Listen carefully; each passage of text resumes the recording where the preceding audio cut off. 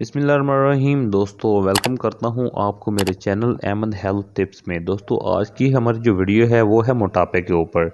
अब आपको कोई भी मोटा नहीं कहेगा। बहुत से लोग मोटापे की वजह से बहुत ज़्यादा परेशान है और अपने बड़े हुए पेट की वजह से वो बहुत शर्मिंदा होते हैं। ऐसे लोग जो मोटापे का शिकार हैं, ज़्यादा देर बैठने की वजह से पेट बाहर को निकल आता है, उनके लिए ये टोटका लाजवाब है।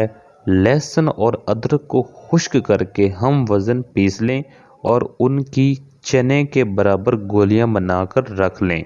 एक गोली रोज़ाना सुबह निहार मुंह खा लें। कुछ अरसा इस टोटके को इस्तेमाल करें, मोटापे से निजात मिल जाएगी, बढ़ा हुआ पेट ठीक हो जाएगा।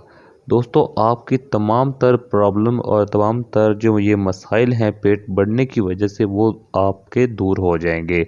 आप ज़हनी दबाव का, ज़हनी प्रॉब्लम्स का शिकार नहीं होंगे। दोस्तों उम्मीद करता हूँ कि आपको हमारी ये वीडियो पसंद आई होगी। अगर पसंद आई है तो बराए मेहरबानी हमारा चैनल अहमद हेल्थ टिप्स को सब्सक्राइब करना ना भूलिएगा। Thank you for watching.